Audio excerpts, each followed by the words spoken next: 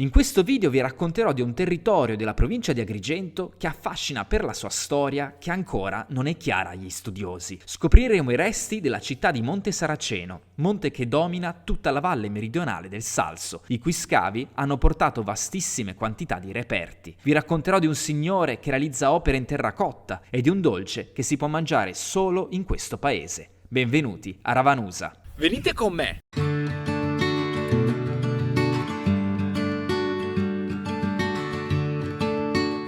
Ravanusa è un paese della provincia di Agrigento che sorge in una zona collinare interna, a 320 metri sopra il livello del mare. Ci troviamo nelle zone più orientali della provincia di Agrigento, a stretto contatto con quella di Caltanissetta. È curioso come questo paese sia conosciuto come la città del Monte Saraceno, dal nome della collina che sorge nelle sue immediate vicinanze, di cui vi parlerò più avanti. Riguardo il toponimo Ravanusa, il professore Giuseppe Barbera sostenne che possa derivare dal termine arabo Rahim, che ha il significato di fisso, stabile, durevole, ma veniva utilizzato anche per indicare un valoroso cavaliere o anche una rocca o un castello. Questo termine, con questa sua fonetica, mutò con l'arrivo dei Normanni in qualcosa di più pratico e comprensibile, e quindi da Rahim si ottenne Ravim o anche Remise, di cui vi parlerò più avanti, e aggiungendovi la desinenza Usa si ottenne Ravimusa, per poi divenire Ravinusa e Ravanusa.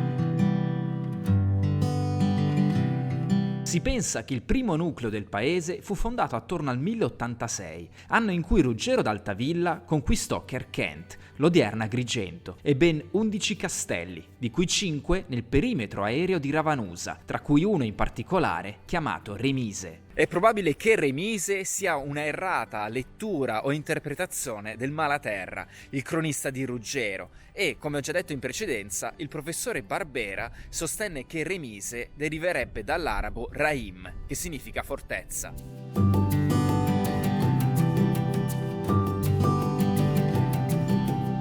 È probabile che gli arabi, in fuga dai Normanni, si rifugiarono sul Monte Saraceno e racconta la tradizione che l'esercito normanno, stremato dall'eccessivo caldo, stava per soccombere. Ruggero allora invocò la Vergine, che gli indicò una pianta di fico, da cui sgorgò acqua in grandissima quantità.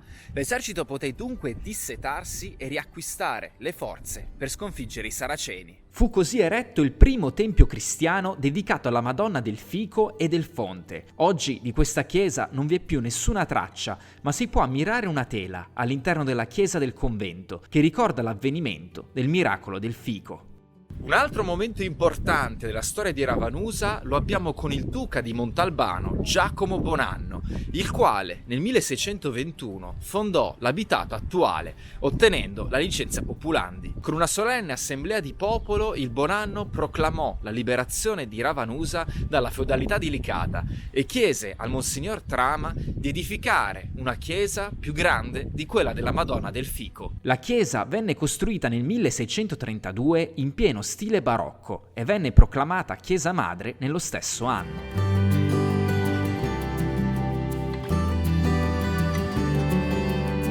La prima cosa che si nota appena si arriva a Ravanusa è una montagna che domina tutto il territorio. Si tratta di Monte Saraceno, dove alcune campagne di scavo hanno appurato che questo luogo fu abitato dai Sicani tra l'VIII e il VI secolo a.C. e successivamente dai Greci, che vi rimasero fino ai primi decenni del III secolo a.C.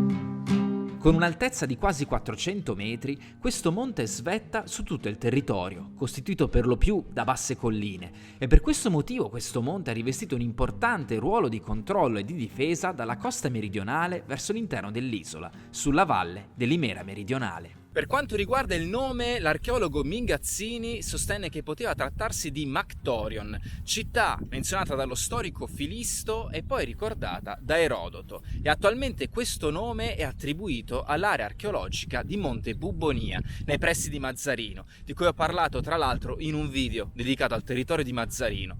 Poco più avanti, nel 1956, l'archeologo Dinu Adamesteanu propose il nome di Cachiron, città menzionata dallo storico Tolomeo, il quale la pose poco a nord di Finzias, l'attuale Licata. Attualmente questa teoria è quella più accettata. In compagnia dell'architetto Carmelo Muratore e Tonino Licata ho potuto scoprire quest'area archeologica. Sul pianoro sommitale si possono notare le tracce di quello che doveva essere un villaggio sicano, costituito da capanne circolari. Intorno alla metà del VII secolo a.C. il villaggio fu distrutto da un incendio, forse per mano greca. Tale evento non comportò tuttavia la fine del centro, che fu ben presto ricostruito, ma con un aspetto diverso e dimensioni più estese. Il villaggio fu ricostruito con strutture murarie rettilinee ed uniformemente orientate, e si suppone, dai frammenti di ceramica rinvenuti, che la popolazione indigena avesse accolto elementi greci.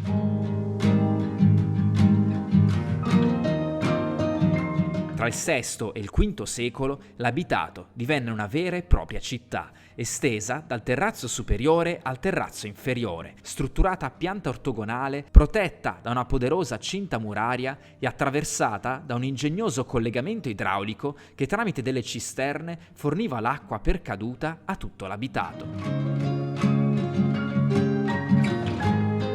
Ancora oggi, nel terrazzo inferiore, si può notare palesemente una strada che tracciava l'abitato.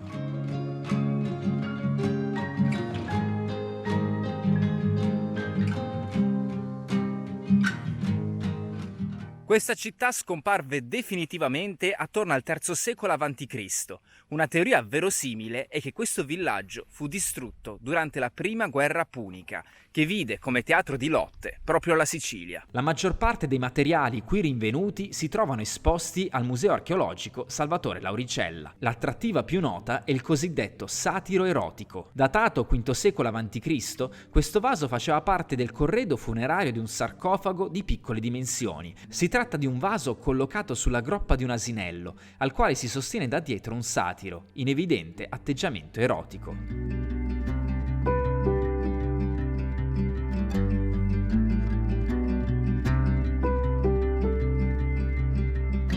A Ravanusa ho avuto anche il piacere di conoscere il signore Loporto, che con grande maestria lavora ancora l'argilla come una volta, realizzando oggetti di terracotta. Ad oggi il signore Loporto è l'ultimo artigiano di Ravanusa a possedere le conoscenze che si celano nella lavorazione della terracotta. Accontentiamo. Si potrebbe fare di me. E a Ravanusa ho potuto assaggiare una specialità di questo territorio, la raviola di ricotta, e il signor Calogero Lamattina è stato felice di descrivermela. Antica tradizione di famiglia, tramandata dai nonni ai figli ai nipoti. Gli ingredienti sono farina, burro, zucchero, marsala, ricotta e miele.